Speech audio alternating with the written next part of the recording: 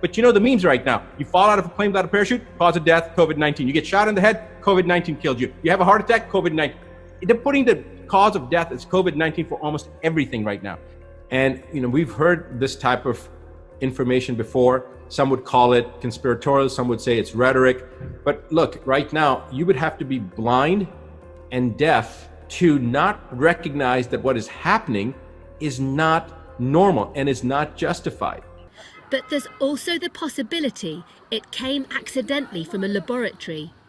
The Wuhan Institute of Virology is just a few miles away, and it's thought to have conducted research into diseases in bats. In 1918, after the biggest pandemic, the Spanish flu pandemic of 1918, Steiner was asked, what was this all about?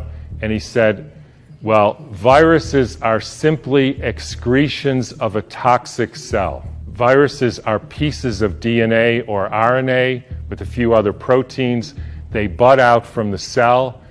They happen when the cell is poisoned. They are not the cause of anything. And the cells get poisoned, they try to purify themselves by excreting debris, which we call viruses.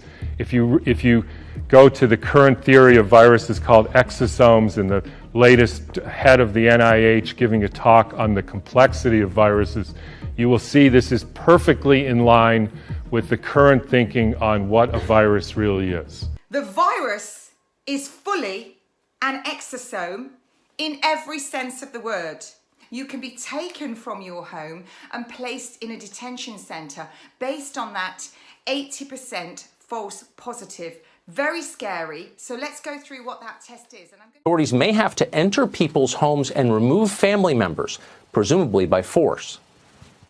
In most parts of the world, due to lockdown, most of the transmission that's actually happening in many countries now is happening in the household, at family level. In some senses, transmission has been taken off the streets and pushed back into family units. Now we need to go and look in families to find those people who may be sick and remove them and isolate them in a safe and dignified manner. Remove them and isolate them in a safe and dignified manner. So exosomes are part of your immune system.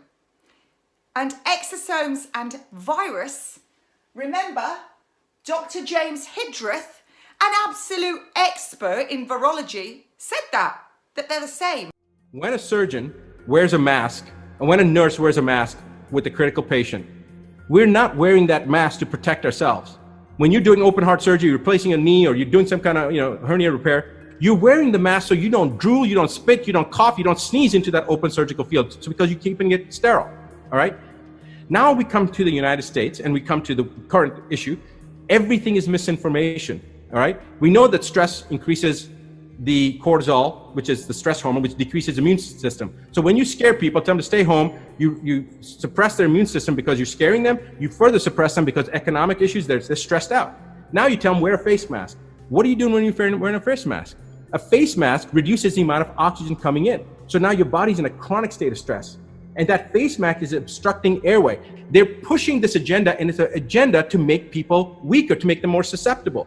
The face mask then also prevents, when your body's being stressed out and you're not getting enough oxygen, it then creates other issues. Remember they said don't touch your face and don't okay, well if you're sweating and you've got face mask, don't you think people are going to be pushing it around? On top of that, when you have this release of viruses, because viruses live inside our cells, when I say live, they're not living, but when they're released, and you're wearing a face mask, you're preventing the ability to, you're actually stressing the body out and increasing the viral activation, if you will. All right, so you're actually increasing the susceptibility of the individual, stress-wise, and increasing the viral load. So tell me, if they really want to help people, why are they telling people that they should be wearing masks? It's completely preposterous. The world needs to wake up and understand that what's happening right now is an illusion, and it's going to mandate other things coming down, which is include